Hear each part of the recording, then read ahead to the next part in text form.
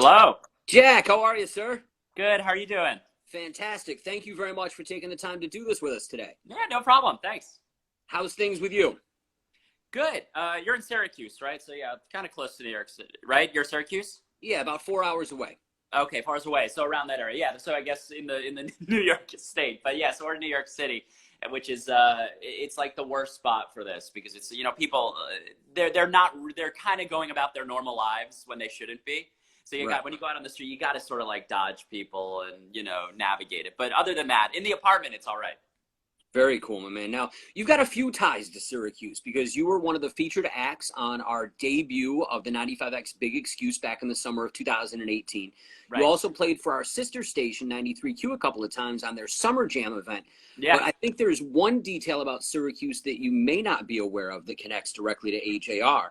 One of your early singles was called I'm Ready, which has the obvious sample of SpongeBob SquarePants, which is voiced by Syracuse native Tom Kenny. Oh, wow. I didn't know he was from Syracuse. That's cool. And then back in the day, Tom also was a musician in a band called the Tearjerkers, who recently reunited, I think it was a couple of years ago here in Syracuse. Have you ever had a chance to meet Tom at all? No, we actually did not meet him. I would love to, though. My God, I feel like that'd be a dream. Yeah. He's a very approachable guy. Very cool guy. Yeah. Good to know. Absolutely, man. Now, you guys have the new single Bang out, which I've got to say, man, from the first opening notes of that song, I was absolutely in love with it. I think it's amazing. I think the message of it is great, especially for your generation of attempting to move from that post-college or early life thing into like true adulthood. Yeah, no, that's really nice, man. Thanks so much. Yeah, when we write, essentially, that's sort of the mindset that we're usually in, some variation of growing up, because we've been doing this for such a long time, and we've really been in the band as opposed to have that normal, childhood of growing up naturally, middle school, high school, college. So it's sort of been like a rocky, road for us. So that's kind of where our emotions are, usually. So we're always struggling with that. So it kind of goes right into our music. I'm glad you like it. Thank you. Very cool, man. Now, I saw that you had coined a term that I definitely think is apropos for the overall sound of AJR, which is theatrical trap. Yeah, that's a good one. I really dig that because, like, ultimately, like, your music has always sort of been this upbeat, anthemic, sort of vibrant thing, but I could never really put a specific finger on like a direct influence other than the fact that I could tell that you guys were well versed musically and that there was probably a touch of theater in there. But with the modern twists that you guys put on things, so calling it theatrical trap, which is kind of an amalgamation of two things that don't necessarily fit together, I think is very fitting for what you guys are doing. Thank you. That's really nice. Yeah. I think that's a good term to describe it. We and everyone loves people love multiple genres, so why not like throw them together? We have a huge theater background, just in terms of going to shows and like falling in love with that kind of music when we were really young. And we also love what's going on in modern music, whether it's pop or alternative or hip hop and everything. So we thought, like, wouldn't it be cool and kind of unprecedented to combine those two things? Absolutely. Now, over the course of your career, you've collaborated with a wide variety of artists, from Rivers Cuomo of Weezer, Ingrid Michaelson, Mike Love of the Beach Boys, and even Lil Yachty. I mean, that's a pretty diverse group of human beings. Since you guys are so keen on collaboration, do you have like a wish list? Is there anybody in particular that you're kind of eyeballing for that next collaboration with AJR?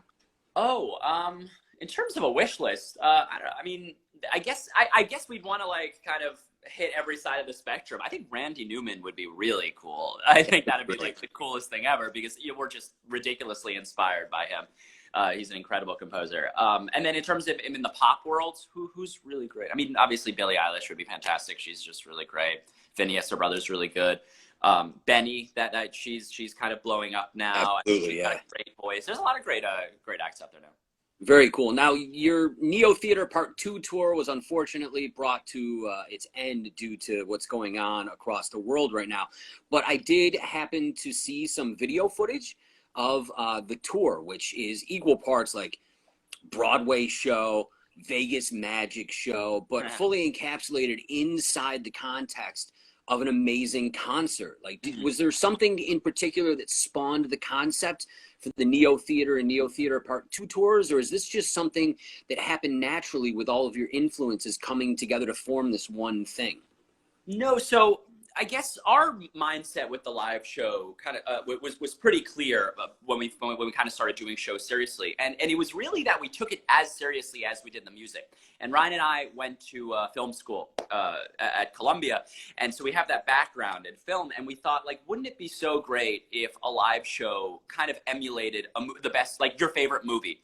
And what that means is, you know, it starts off really strong, and then it hits a low point, and then there's a twist, and then there's parts like, whoa, I didn't see that coming, and then it's emotional, and then really high, you know, and to walk out, have fans walk out saying, wow, I've never seen something like that before. So we said, okay, let's play the songs, but in terms of transitions, let's try to do something really weird that no one's seen before. Let's include magic. Let's include weird production with lights trying to make me disappear and then reappear, you know. So we thought, like, what would we want to see if we came into a concert that would blow our mind?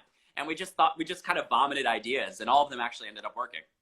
That's pretty great, man. I love the fact that you guys are so truly artistic with everything, because I know a lot of artists that sort of delve into the world of pop music and even alternative now, because alternative has a tendency to lean a little bit into that pop world. Everybody's artistic vision, I don't necessarily know, gets the credit that it should. And with you guys, not only like melding very, I don't want to say odd, but different styles of music and folding that into that pop and alternative format, and then also doing things like making this what I would call like this mystical world for the Neo Theater things, man. I think a lot of times you guys get a lot of credit for being great songwriters and performers, but I think the thing that you guys don't get nearly enough credit for is the overall artistry of what AJR is.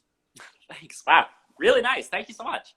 Well, over the course of time, I mean, there's artists that I think are going to connect for a very, very long time based on their artistry, because you guys are very interconnective with not only your audience, but the different segments of your audience. And that's always been what's so impressive to me, because even when Sober Up was at the height of its peak and you guys were here in Syracuse for the big excuse, like just seeing the passion that the audience had for you, when essentially at that point for radio, you were still a really new band. Right. It was the start. Yeah, yeah. And then every subsequent single has brought more people into the fold, and more passion has sort of become like this thing where, like, almost, I mean, I don't want to compare it to like the when the Beatles hit the States in the 60s, because obviously times are different and people react in different ways. But by the same token, like, you guys are slowly building an AJR army.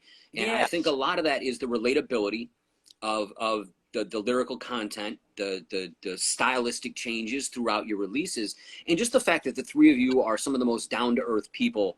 Watching you interact with your fans a couple of summers ago was literally one of the most heartwarming experiences I've had in the industry. It was great to see. Thank you so much. Wow, this is like extremely nice of you. Yeah, and we're really blown away by it too. You know, we it's not like we really had this plan to say, let's get this army. It just happened in the most natural way, and that was so cool for us. So we basically just said our truth, and like Sober Up was a perfect example. Sober Up was plainly about our fears of growing up and wanting to get back to the feeling of being young again, you know, baseline.